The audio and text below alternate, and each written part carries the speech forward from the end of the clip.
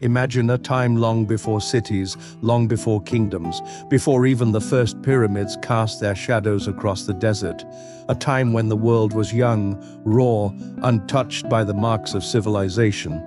In the vast stretches of southern Africa, beneath endless skies and among ancient rivers, humanity's very first footsteps were pressed into the earth. Those footprints were not random, they belonged to a people whose spirit still survives today. The San, before borders were drawn, before language was written down, these were the original custodians of the land. They lived in rhythm, with the earth guided by the stars, the seasons, and a deep, instinctive wisdom passed down not by books but through stories carried on the wind. Today they are often called the Orisan, a name that combines two proud groups. The San, the original, hunter, gatherers, and the Kasi Kikioi, skilled pastoralists, who later roamed the southern plains. But who were these first people, really? How did they survive when the world itself was still shaping its landscapes?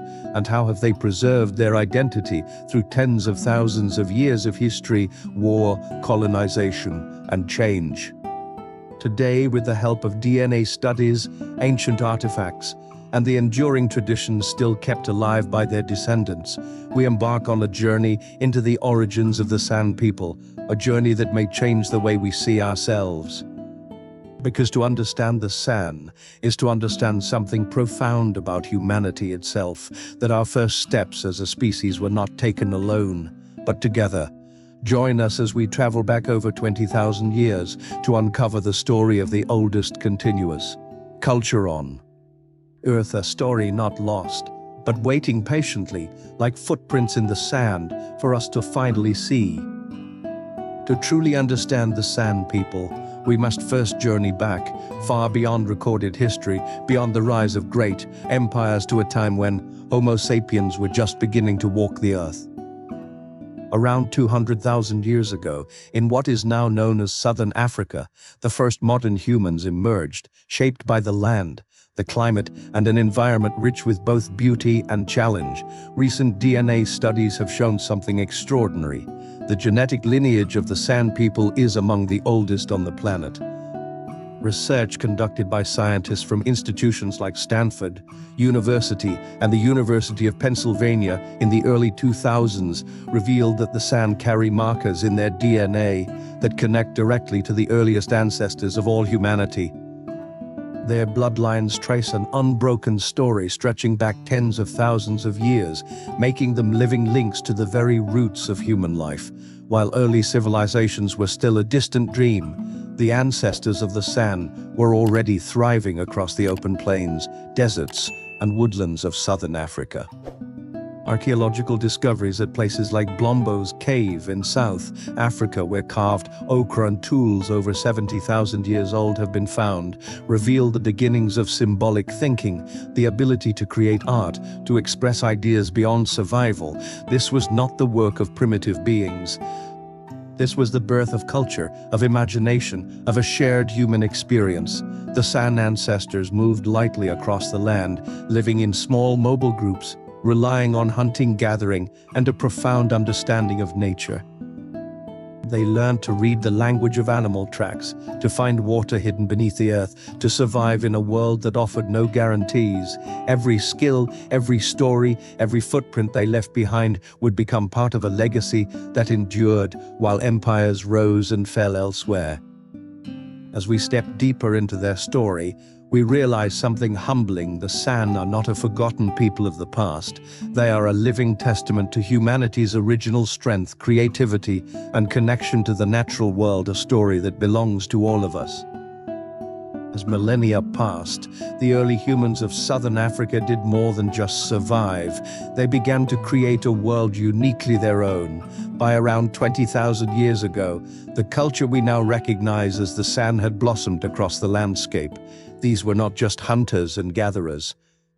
They were storytellers, artists, and spiritual thinkers whose connection to the natural world shaped every part of their existence. The San developed tools that were not only practical but ingenious. Their hunting techniques, especially the use of stone-tipped arrows coated with natural poisons from plants and insects, showed a deep and scientific understanding of their environment. They knew the rhythms of the animals, the seasons of the plants, the voices of the winds. Each hunt was not just a quest for food, but a sacred ritual respecting the spirit of the animal they pursued. Their creativity also found expression in some of the oldest and most extraordinary artworks humanity has ever created. Across the rocky outcrops of Namibia's Tweefontein and the soaring cliffs of South Africa's Drakensberg Mountains, sand rock paintings still whisper ancient stories. These images of animals, hunters' dances, and spiritual journeys are more than decorations. They are windows into the minds and hearts of people who lived in harmony with a living, breathing world. The Sand people believed that every mountain, river, and tree held a spirit. Their ceremonies and dances, especially the trance dances, led by healers, were ways of crossing the veil between the physical and the spiritual, seeking healing, guidance, and connection. It was a worldview built not on dominance over nature, but on respect, balance, and gratitude. By 20,000 years ago, the Sand culture was a fully developed civilization, not with castles and cities, but with wisdom, artistry, and spirituality that rivaled any other on Earth. And what makes it even more profound is this: their traditions, their beliefs, their ways of living have survived in one form or another, all the way to today. The Sand are not relics of a forgotten age. They are the living memory of humanity's earliest dreams, dreams painted on stone, whispered through the grasses, and carried in the bloodlines of the oldest people on Earth. In the ancient world of the Sand people, survival was an art perfected through patience, knowledge, and a profound respect for the land. They lived not by conquering nature, but by moving with its rhythms, understanding its signs, and honoring its gifts. For the Sand, life itself was a conversation with the earth, one conducted in quiet footsteps, whispered prayers, and careful stewardship. Each day began with observation. Skilled hunters studied the smallest details: a bent blade of grass, a faint print in the sand, a bird's sudden flight. These signs told stories of animals passing nearby: kudu, springbok, or the great eland, revered both as prey and as sacred beings. Hunting was not a reckless chase. It was a ritual of endurance, often involving persistence, hunting, tracking an animal for hours, even days, until it slowed from exhaustion, allowing a clean and respectful kill. Meanwhile, the gatherers, often women and children, knew the secrets of the land's bounty. They could identify hundreds of plants, roots rich in water during dry seasons, fruits bursting with nutrition, leaves with healing properties. The Sand diet was diverse, healthy, and sustainable, a testament to generations of accumulated wisdom passed through stories and songs. Their shelters were simple, built from branches and grass, easy to set up and move with the seasons. Mobility was life. It allowed the land time to heal, prevented overuse of resources, and mirrored the cycle of nature itself. A successful hunt or a good harvest was never hoarded. Food was shared freely, reinforcing bonds of kinship and trust that were as vital as any physical nourishment. Language, too, was a treasure of the Sand world. Their speech, marked by distinctive click sounds, is among the most ancient and complex linguistic systems known to humanity. Every phrase carried layers of meaning, shaped by millennia of interaction with the land, the animals, and each other. Language was not just for communication, it was an instrument of survival, teaching, and ceremony. This way of life was a masterpiece of balance. Where others might see a harsh, unforgiving landscape, the Sand saw a living, breathing tapestry, a place where everything had purpose, and every life was part of a larger whole. Their days were not measured by clocks, but by the position of the sun, the shifting of the seasons, and the quiet wisdom of the earth beneath their feet. To live as the Sand did was not simply to exist, it was to belong fully, humbly, and joyfully to the world around you.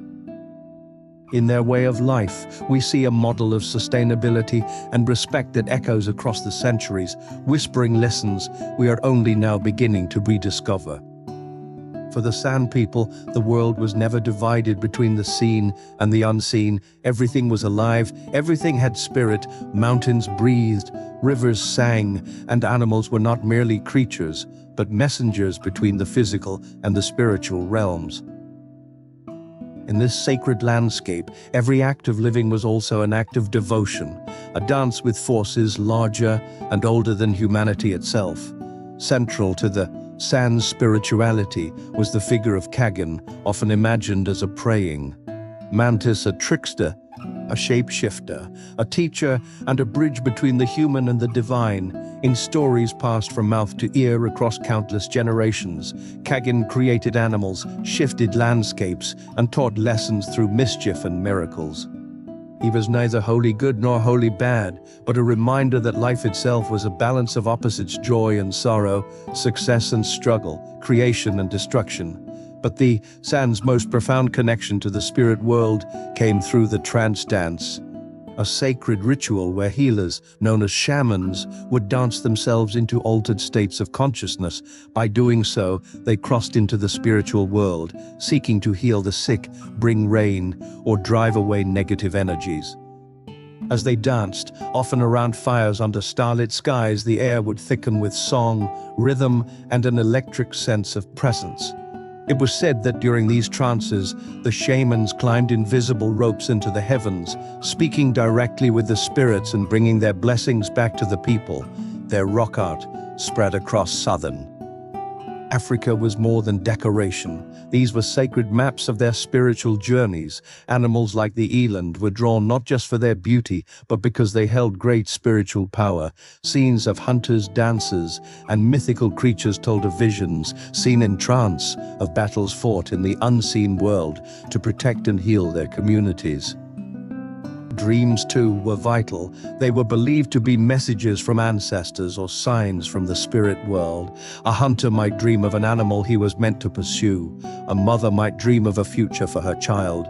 Dreams and visions shaped decisions, grounded their laws, and guided their moral compass. To the San, life was not a separate journey from spirit. Life was spirit, intertwined, inseparable, and sacred. Every step across the land, every whispered prayer, every story told around the fire was an offering, a remembrance that they were never alone but part of a vast, living mystery. Even today, fragments of these ancient beliefs endure, carried in songs, dances, and memories that refuse to fade.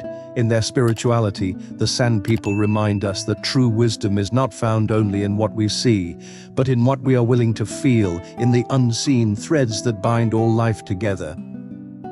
For tens of thousands of years, the San people lived in a delicate balance with the land, untouched by the rising tides of distant civilizations. But no culture remains entirely isolated forever. Slowly, new forces began to stir across southern Africa, forces that would challenge the San's ancient way of life in ways they had never faced before. Around 2,000 years ago, waves of Bantu-speaking peoples began to migrate southward from West and Central Africa. They brought with them revolutionary technologies, iron tools, farming, and new social structures based on larger, settled communities. These newcomers cultivated the land, domesticated animals, and reshaped the environment to suit agriculture, a stark contrast to the San's mobile, foraging lifestyle. At first, the San and the Bantu coexisted in some areas, exchanging goods, ideas, and sometimes even members through marriage and alliances. But as the Bantu expanded, fertile lands became contested. Slowly, inevitably, the San found themselves pushed toward the drier, harsher territories, the deserts and semi-arid regions where farming was difficult and few others could thrive. Centuries later, even greater waves of change arrived. In the 15th century, European explorers reached the southern coasts of Africa. By the 17th and 18th centuries, Dutch settlers known as the Boers established permanent colonies. These new arrivals brought firearms, diseases, and a radically different way of life. Land that had once been free and sacred was now surveyed, divided, and claimed. The San, who lived in harmony with the land rather than seeking to own it, found themselves increasingly marginalized. Conflicts arose. Many San groups were displaced, their traditional hunting grounds restricted. Others were drawn into systems of labor alien to their traditions. A few communities retreated deeper into remote landscapes, holding on to their ancient ways as best they could. Despite these immense pressures, the San people's spirit did not break, even as their numbers dwindled and their lands changed hands. They preserved their identity, not always in open defiance, but often in quiet, resilient survival. They carried their languages, their stories, their songs, tucked into the safety of memory and passed from parent to child like sacred treasures. The arrival of others marked a painful turning point in the San story. But it also revealed something timeless, a resilience born not of conquest, but of deep roots, adaptability, and an unshakable sense of belonging to the earth. Today, the San people still walk the earth their ancestors once called home. Though much has changed, landscapes reshaped, borders drawn, traditions challenged by modern life, their spirit endures. In the arid stretches of Namibia, the wild corners of Botswana, the remote regions of South Africa, and parts of Angola, small San communities continue to live, carrying forward the world's oldest, surviving cultural lineage. Modern life has not been kind to many of these communities. Over the past 2 centuries, access to traditional hunting lands has been severely restricted, forcing many San people into farming, wage labor, or relocation to urban areas. Languages rich in history and knowledge have dwindled, and traditional skills, once essential for survival, are at risk of fading. Yet in the face of these challenges, a remarkable revival is underway. In villages across southern Africa, efforts are being made to preserve San heritage. Elder storytellers pass on ancient myths to new generations. Children are taught the intricate click languages that once carried the songs and wisdom of countless ancestors. Cultural centers and heritage programs have been established, celebrating San art, dance, and traditional knowledge, and sharing them with the world. In recent decades, the San have also become powerful voices in global conversations about indigenous rights, environmental stewardship, and cultural preservation. They have fought legal battles to reclaim ancestral lands, such as the historic 2006 court victory in Botswana, where the San of the Central Kalahari Game Reserve were granted the right to return to their lands after years of forced relocation. Today, San artists, musicians, and activists carry the torch of their culture into the 21st century, not as relics of a bygone age, but as vibrant contributors to a global understanding of resilience, community, and harmony with nature. The story of the San people is not simply one of endurance. It is a story of adaptation, memory, and pride, a living bridge between the very first steps of humanity and the unfolding story of the modern world. Their legacy teaches us that roots run deeper than we imagine, and that even after thousands of years, the human spirit, when nourished by truth, belonging, and respect for the earth, can never be extinguished. As we step away from the ancient paths of the San people, one truth stands clear. Their story is not just the story of a single tribe, it is the story of all humanity. Long before nations rose and fell, before history was written or borders were drawn, the San lived with the land, spoke to the stars, and danced with the spirit of life itself. Their resilience, their wisdom, their deep connection to the earth remind us of who we once were, and perhaps who we are meant to be. In a world that often forgets its roots, the San people stand as living testaments to the endurance of memory, culture, and spirit across thousands of years. The footprints of their ancestors may have been softened by the winds of time, but they have not disappeared. They remain in stories sung beneath the stars, in paintings etched into stone, and in the quiet strength of every San person who walks their ancestral land today. This is not a history that ended long ago. It is a history still being lived, still being shaped, and still calling to us to listen. If the story of the San touched you, if it awakened something ancient and stirring within you, let it be more than just a memory. Let it be a reminder to honor the past, to cherish the present, and to protect the future. Thank you for joining this journey into the heart of humanity's oldest surviving culture. If you believe stories like this deserve to be heard, please like, subscribe, and share so that these voices from the beginning of time can continue to inspire generations yet to come. Because the first story never ends. It lives on in all of us.